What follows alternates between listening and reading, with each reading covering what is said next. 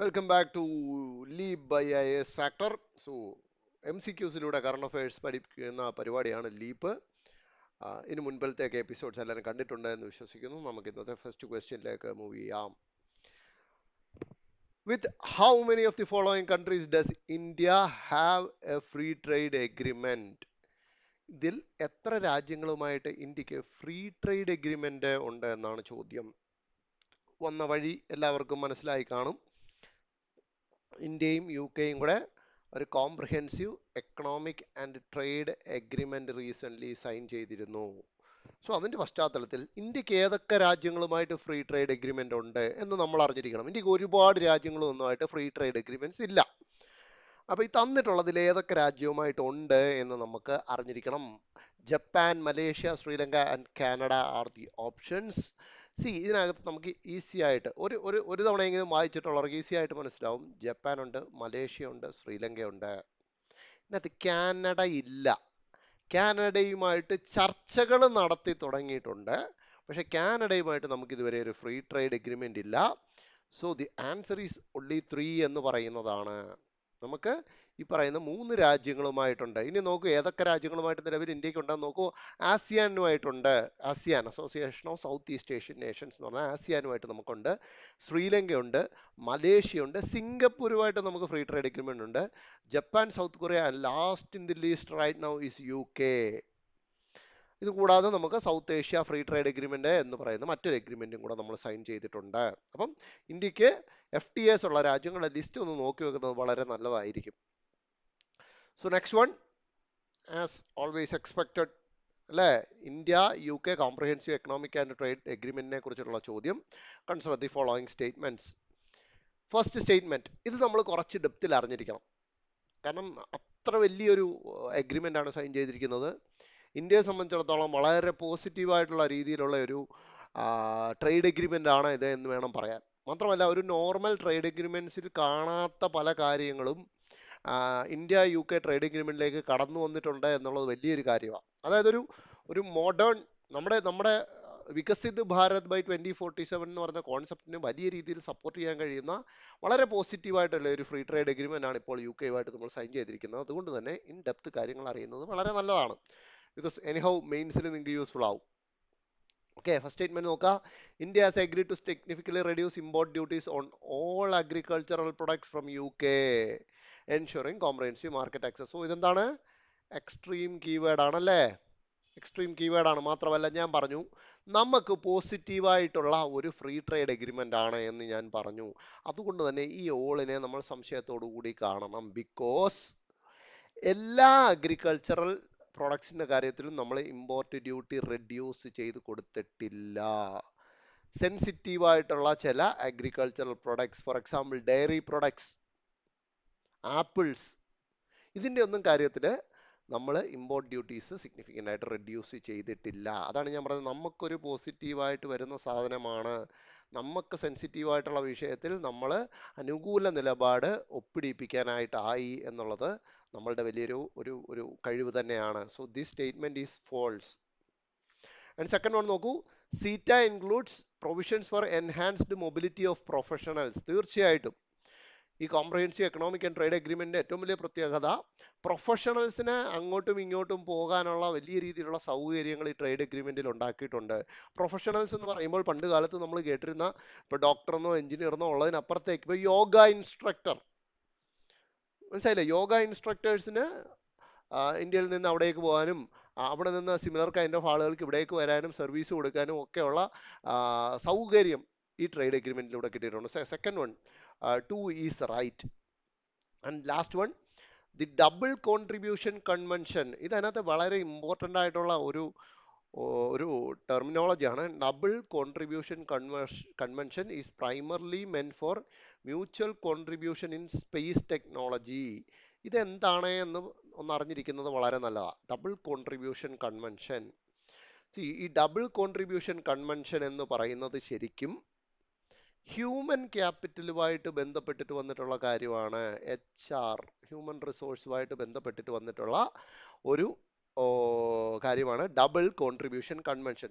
As per double contribution convention, It will exempt Indian workers and their employers from UK social security contributions for 3 years. See, വിദേശ രാജ്യങ്ങൾ നമ്മൾ പോകുമ്പോൾ അവിടെ ഒരു social security contribution ഉണ്ട് അല്ലേ? അതായത് എംപ്ലോയറുടെ സൈഡിൽ നിന്ന് സോഷ്യൽ സെക്യൂരിറ്റി കോൺട്രിബ്യൂഷൻ കൊടുക്കണം. എംപ്ലോയിക്കും അങ്ങനെ തന്നെയാണ്, എംപ്ലോയിയുടെ സാലറിയിൽ നിന്നും പിടിക്കും. അപ്പം സീറ്റ പ്രകാരം സീറ്റയിലെ ഡബിൾ കോൺട്രിബ്യൂഷൻ കൺവെൻഷൻ എന്ത് ചെയ്യും? 3 വർഷത്തേക്ക് ഇന്ത്യൻ വർക്കേഴ്സിനെയും അവരെ എംപ്ലോയ് ചെയ്തിരിക്കുന്ന കമ്പനീസിനെയും ഈ സോഷ്യൽ സെക്യൂരിറ്റി കോൺട്രിബ്യൂഷനിൽ നിന്നും എക്സംപ്റ്റ് ചെയ്യപ്പെട്ടു കൊടുക്കും, ഒഴിവാക്കി കൊടുക്കും. അതാണ് ഡബിൾ കോൺട്രിബ്യൂഷൻ കൺവെൻഷൻ എന്ന് പറയുന്നത്. അത് സ്പേസ് ടെക്നോളജിയുമായിട്ട് ബന്ധപ്പെട്ടിട്ടുള്ള കാര്യമൊന്നുമല്ല. It is related to human resource അല്ലെങ്കിൽ ഈ പറയുന്ന സോഷ്യൽ സെക്യൂരിറ്റി കോൺട്രിബ്യൂഷനുമായിട്ട് ബന്ധപ്പെട്ടിട്ട് വന്നിരിക്കുന്ന കാര്യങ്ങളാണ്. So as of now 2 only is the right answer. Okay, നോക്കൂ, ഇവിടെ കൊടുത്തിട്ടുണ്ട് dairy products, apples, edible oils. ഉണ്ടോ? എഡിബിൾ ഓയിൽ, സെൻസിറ്റീവ് സീഡ്സ്, ഇതിനെയൊക്കെ എന്താണ് ഇമ്പോർട്ട് ഡ്യൂട്ടിയിൽ നിന്നും ഒഴിവാക്കി കൊടുത്തിരിക്കുകയാണ്. അതായത് ഇതിനൊക്കെ സ്റ്റിൽ ഇമ്പോർട്ട് ഡ്യൂട്ടീസ് ഉണ്ടാകും. കാരണം ഇതൊക്കെ ഉണ്ടായാൽ മാത്രമേ ഇന്ത്യയിലെ ആ പറയുന്ന അഗ്രികൾച്ചർ സെക്ടറിനെ, സെൻസിറ്റീവായിട്ടുള്ള ആ ഒരു അഗ്രികൾച്ചർ സെക്ടറിനെ പിടിച്ചു നിർത്താൻ ഒക്കത്തുള്ളൂ. പക്ഷേ മെജോറിറ്റി കാര്യങ്ങളിലും ലൂസൺ ചെയ്ത് കൊടുത്തിട്ടുണ്ട് ഇമ്പോർട്ട് ഡ്യൂട്ടീസ് ഒക്കെ. പക്ഷെ ഇങ്ങനത്തെ ചില കാര്യങ്ങളിൽ സ്റ്റിൽ എന്താണ് റെഡ്യൂസ് ചെയ്ത് കൊടുത്തിട്ടില്ല. അപ്പോൾ ഓൾ അഗ്രികൾച്ചർ പ്രൊഡക്ട്സ് എന്ന് പറയുന്നത് തെറ്റാണ്. Moving on to the next question. മറ്റൊരു യുനെസ്കോ വേൾഡ് ഹെറിറ്റേജ് സൈറ്റിനെ കുറിച്ചാണ് ക്വസ്റ്റ്യൻ. നമ്മൾ കഴിഞ്ഞ ദിവസമൊക്കെ ന്യൂസിൽ കണ്ടതാണ്. പ്രൈം മിനിസ്റ്റർ നരേന്ദ്രമോദിജി എവിടെ തമിഴ്നാട്ടിലേക്ക് പോകുന്നതും അവിടെ ഒരു ക്ഷേത്രവുമായിട്ട് അല്ലെങ്കിൽ ക്ഷേത്രത്തിലെ പരിപാടികളുമായിട്ട് ബന്ധപ്പെട്ട് അവിടുത്തെ ചടങ്ങുകളിൽ പങ്കെടുക്കുന്നതും അവിടുത്തെ അതുമായിട്ട് റിലേറ്റ് ചെയ്തിട്ടുള്ള ഫെസ്റ്റിവിറ്റീസിൽ ഫുള്ളായിട്ട് പുള്ളി പാർട്ടിസിപ്പേറ്റ് ചെയ്യുന്നത് നമ്മൾ കണ്ടതാണ്. സോ യു പി സിയുടെ സ്വഭാവം south India art and culture എന്ന് പറയുന്നത്, south Indian art and culture എന്ന് പറഞ്ഞാൽ അവർക്ക് എപ്പോഴും ഇഷ്ടപ്പെട്ട ഒരു ടോപ്പിക്കാണ്. Especially Vijayanagara and Cholas. Multiple times ഈ 2 ഏരിയയിൽ നിന്നും ചോദ്യങ്ങൾ വന്നിട്ടുണ്ട്. അതുകൊണ്ട് തന്നെ ഇപ്പോഴത്തെ ഒരു റൈറ്റ് നൗ ഒരു ട്രെൻഡ് അനുസരിച്ച് ഈ ഒരു ഏരിയയിൽ നിന്നും ചോള ആർട്ട് ആൻഡ് കൾച്ചറിൽ നിന്നും ചോദ്യം വരാനുള്ള സാധ്യത കൂടുതലാണ്. അപ്പോൾ അതും ഒരു ജനറൽ കറണ്ട് അഫയറും കൂടെ കമ്പൈൻ ചെയ്ത് കഴിയുമ്പോൾ ഗ്രേറ്റ് ലിവിങ് ചോള ടെമ്പിൾസ് എന്ന് പറയുന്ന ഒരു യുനെസ്കോ വേൾഡ് ഹെറിറ്റേജ് സൈറ്റ് നമുക്ക് തമിഴ്നാട്ടിലുണ്ട്. തമിഴ്നാട്ടിലെ പ്രശസ്തമായ കുറച്ച് ക്ഷേത്രങ്ങളെ ഒരുമിച്ചത് ചോള ആർക്കിടെക്ചറിൻ്റെ എക്സാമ്പിൾസ് ആയിട്ടുള്ള ക്ഷേത്രങ്ങളെ എടുത്തുകൊണ്ട് ഗ്രേറ്റ് ലിവിങ് ചോള ടെമ്പിൾസ് എന്ന് പറഞ്ഞിട്ട് ഒരു ഹെറിറ്റേജ് സൈറ്റ് ഉണ്ട് നമുക്ക് ലിസ്റ്റിൽ. ഓക്കെ, അപ്പം ചോദ്യം ഇതാണ്, the temples at how many of the following places are listed in this listed as great living Chola temples. അപ്പോൾ ഈ കൊടുത്തേക്കുന്ന 4 സ്ഥലങ്ങളിലെ എത്ര സ്ഥലങ്ങളിലെ ടെമ്പിൾസ് ആണ് ഗ്രേറ്റ് ലിവിങ് ചോള ടെമ്പിൾസ് ആയിട്ട് ലിസ്റ്റ് ചെയ്യപ്പെട്ടിട്ടുള്ളത്? റീസെന്റ് ന്യൂസ് കണ്ടവർക്കറിയാം, പ്രൈം മിനിസ്റ്റർ പോയിരിക്കുന്ന സ്ഥലം ഇറ്റ്സ് ഗംഗൈകൊണ്ട ചോളപുരം. ഗംഗൈകൊണ്ട ചോളപുരത്ത് ഒരു ബൃഹദേശ്വര ടെമ്പിൾ ഉണ്ട്. അത് ഗ്രേറ്റ് ലിവിങ് ചോള ടെമ്പിളിൽ പെടുന്നതാണ്. ദെൻ തഞ്ചാവൂരിലെ പെരിയ കോവിൽ അല്ലെങ്കിൽ ബൃഹദേശ്വര ടെമ്പിൾ എന്ന് നമ്മൾ മോർ ഫേമസ് ആയിട്ട് അറിയപ്പെടുന്ന പെരിയ കോവിൽ എന്ന് വിളിക്കപ്പെടുന്ന the Brihadeeswara temple at Thanjavur, അത് ലിസ്റ്റിലുണ്ട്. ഇനി മൂന്നാമത്തേത്, അത് മധുരയല്ല. മധുര മീനാക്ഷി ക്ഷേത്രം ആക്ച്വലി ചോള ടെമ്പിൾ അല്ല, അത് നായക് ഡൈനാസ്റ്റിയുടെ കോൺട്രിബ്യൂഷൻ ആണ് ശരിക്കും. And so the right answer is Darasuram. കുംഭകോണത്തിനടുത്ത് ധരാസുരം എന്ന് പറയുന്ന സ്ഥലത്ത് ഒരു ഐരാവതേശ്വർ ടെമ്പിൾ ഉണ്ട്. ഭയങ്കര മജസ്റ്റിക് ബ്യൂട്ടിഫുൾ ആയിട്ടുള്ള ആർക്കിടെക്ചറാണ്. ഇത് 3ഉം കൂടെ ചേരുമ്പോഴാണ് എന്താവുന്നത്, the great living Chola temples എന്ന് വിളിക്കുന്നത്. So only 3 is the right answer. ഇനി ഇതിൻ്റെ കൂട്ടത്തിൽ ഏതൊക്കെ രാജാക്കന്മാരാണ് ഇത് പണി കഴിപ്പിച്ചത് എന്നുള്ളതും കൂടെ നമുക്കൊന്ന് നോക്കി വെക്കാം. സോ തഞ്ചാവൂരിൽ അത് ഫേമസ് ആയിട്ട് രാജരാജ 1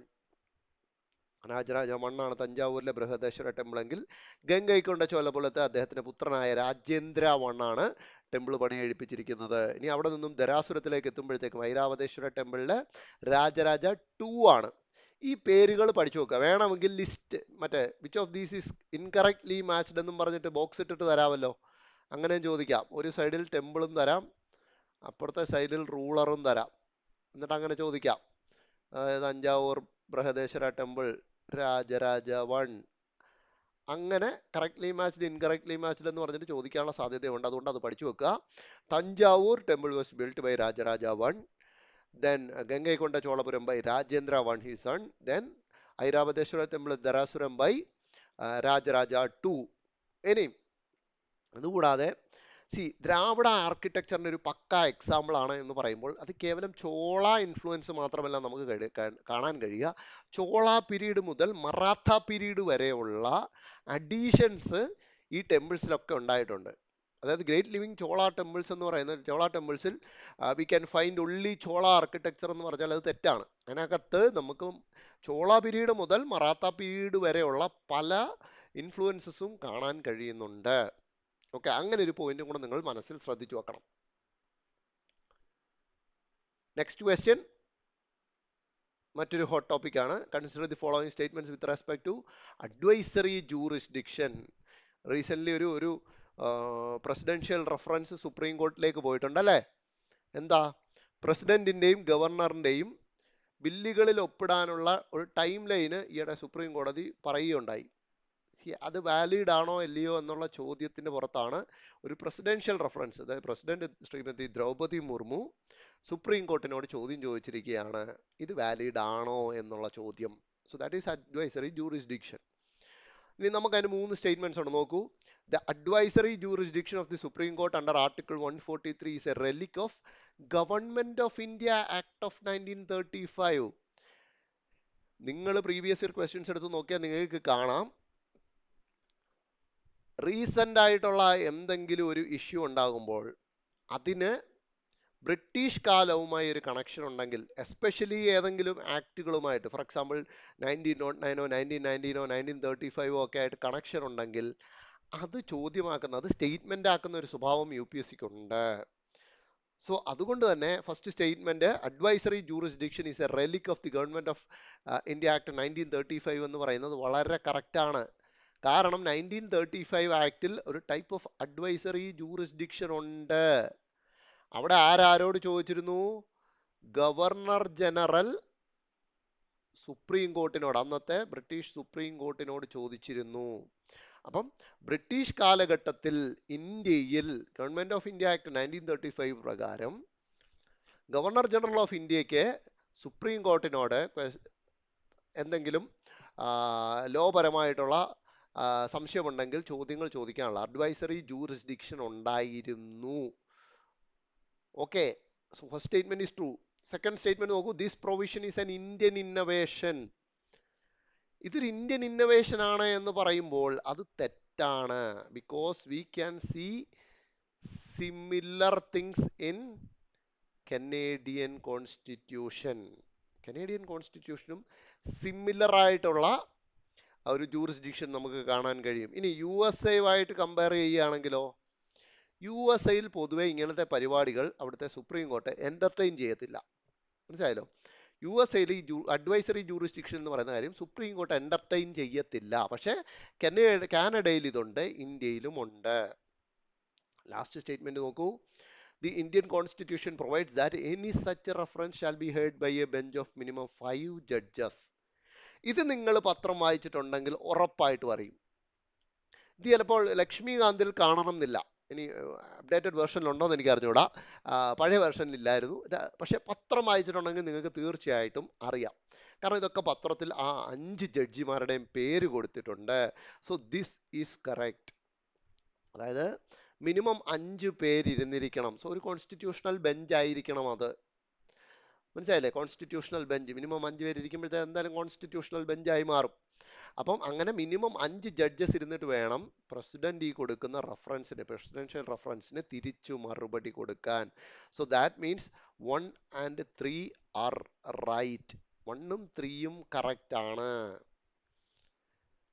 ഓക്കെ, ക്ലിയർ ആയല്ലോ? നോക്കാം, സിമിലർ പ്രൊവിഷൻ കാനഡയിലുണ്ട്. And it is not obligatory for the supreme court to render its opinion. അത് മറ്റൊരു ഇമ്പോർട്ടൻറ്റ് പോയിന്റ് ആണ് നിങ്ങൾ പഠിച്ചു വെക്കേണ്ടത്. അതായത് പ്രസിഡന്റിന് ഇങ്ങോട്ട് ചോദിക്കാം, പക്ഷേ it is not obligatory to give a reply. തിരിച്ചൊരു റിപ്ലൈ, മറുപടി, ഒപ്പീനിയൻ കൊടുക്കണം എന്നില്ല. അതായത് പ്രസിഡന്റ് ചോദിച്ചു എന്ന് കരുതിയിട്ട് തിരിച്ച് മറുപടി കൊടുക്കണം എന്ന് സുപ്രീം കോർട്ടിന് നിർബന്ധിക്കാൻ പറ്റത്തില്ല, അല്ലെങ്കിൽ നിർബന്ധമില്ല. അവർക്ക് താല്പര്യപ്പെട്ടവർ കൊടുത്താൽ കൊടുത്തു. ഓക്കെ, ആ സ്റ്റേറ്റ്മെന്റും ഒന്ന് മനസ്സിൽ ശ്രദ്ധിച്ചു വെക്കുക. ഇതും റീസെന്റ് ആയിട്ട് ന്യൂസിൽ ഉണ്ടായിരുന്ന കാര്യമാണ്. About international telecommunication union. Statements നോക്കൂ. ITU is the oldest agency in the UN family. International telecommunication union ആണ് UN ഫാമിലിയിലെ ഏറ്റവും oldest member. Second statement, it allocates global radio spectrum and satellite orbits. Third one, AI for Good was established by ITU to identify innovative AI applications and for building skills and standards. നേരത്തെ പറഞ്ഞ പോലെ മൂന്നും factual ആണ്, അറിയാമെങ്കിൽ മാത്രം നമുക്ക് എഴുതാൻ പറ്റുന്ന കാര്യമാണ്. ഇന്നത്തെ രണ്ട് കാര്യങ്ങൾ നിങ്ങൾ മനസ്സിലാക്കിയിരിക്കണം.